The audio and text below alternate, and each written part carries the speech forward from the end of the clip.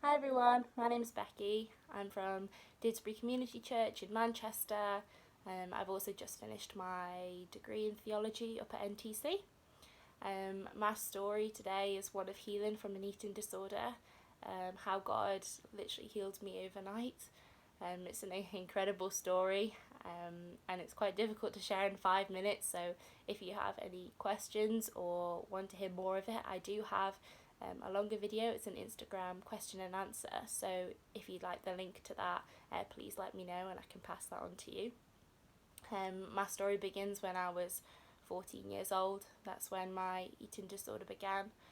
I was a Christian, I'd been baptised, I love Jesus, but it was also during a time that was difficult for me in school. I had a friendship with a girl who, I guess the only way to describe her was a liar. She was a toxic friend. She told me things like she'd been abused by her dad, by her brothers. She would tell me things when we met up as friends. If you don't beat me up with this belt, I'm going to go home and going to get beaten up worse. And as a 14-year-old, this really shocked me. I didn't really know what to do, how to help her. And I felt kind of bad and out of control of the situation. And so, to make myself feel better, I took it out on food and on my body. It started off as just like a little diet, trying to lose weight. It ended up to me progressing to being sick on a regular basis. Wouldn't eat during the day, and then I would go home and eat loads of food, and I would throw it up. And it became a really horrible pattern in my life. I began to be obsessed with my size and how people saw me, comparing myself to all the other girls, like whose legs are thinner, do I look better than them? And it was a really horrible place to be in for a number of years. And actually, for a lot of people with eating disorders, their weight doesn't really fluctuate. So people would know about my problem, but they couldn't see how much I was struggling. And this went on and off for a number of years, this cycle of not eating, of being sick. I'd go to different counsellors and try and get some help. And it actually started to get a little bit better. I thought I'd kind of grown out of it. Had spent, a really good summer at Soul Survivor, really pressed into my relationship with God. I thought I was kind of healed of it. But then I went on a mission trip to Brazil. And again, those feelings of being out of control, being uncomfortable came up again. The same kind of feelings that I'd felt about this girl who'd lied to me. And so I resorted back to food again. And this time it was a lot worse. I came back from Brazil very underweight. I struggled to get started at uni. I went down to university in Bath, and my parents were worried about letting me go. During that year, God really did come in and break through in different ways. He helped me to start eating again. He helped me to be able to be part of a church, but there were still things that I was holding back. I wasn't really able to share how much I was struggling. It felt quite lonely. And when I came home after my first year, I started doing some youth work just to earn some money. I enjoy youth work. And I remember sitting in the room with the girls, just telling them how beautiful they were and how amazing they were, and that they shouldn't change that.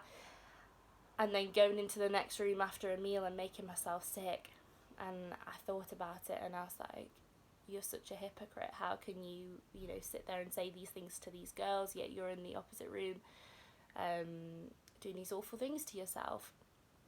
And it really got to me. And on the train home, I decided to take a lot of the medication that I was on. I was on antidepressants at the time, and I took them all in one go. And I got home and told my parents what I'd done, and they took me to their A&E room. And whilst I was there, I passed out. And whilst I was on the floor, I remember having an encounter with God, and God saying to me, Becky, I've got more for you. This isn't the end. And I woke up and I fainted again, and I felt God give me the verse Romans 8:28, and I looked it up, and it said God works out all things for the good of those who love him. And I thought, okay, God, you've promised me that you're going to work things out for this situation. And so I decided to pull out of the uni and to get myself better. And I really relied on that promise that God was going to work things out for his good. But I couldn't see how it was going to work. Throughout that year, I changed unis. I came to NTC. I got some help, but I was still struggling in that pattern of being sick, of not eating. And my weight was kind of regular, so people didn't always necessarily see how much I was struggling. But I was stuck in all these shameful habits of binging and eating food in secret and going out and spending loads of money on it. And this had been for a long time now, like nearly 9 or 10 years. But there was one night when I went to Spring Harvest, actually with the college. I was on stand kind of advertising it, and there was a worship night in the evening, and I remember just praying to God about it and saying, God, this has been a long time now. I don't feel like I'm going to be able to fully go into ministry or even get married, like carrying this problem with me.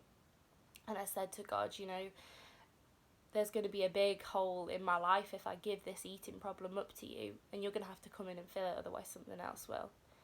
And I felt God say to me, yes, Becky, I'll come in and fill it. And I had a picture of a shield pop into my head. And all of a sudden I felt this feeling in my throat, and I started speaking in tongues for the first time. Now, I've not been brought up in a denomination that really practiced like spiritual gifts like that. I didn't know much about it. But what I knew was that God had told me, I've given you this shield, you have to use it, you have to pray, and it's going to help you when times are hard. And so the only thing that I could do then was test it. And that was 1.5 years ago now.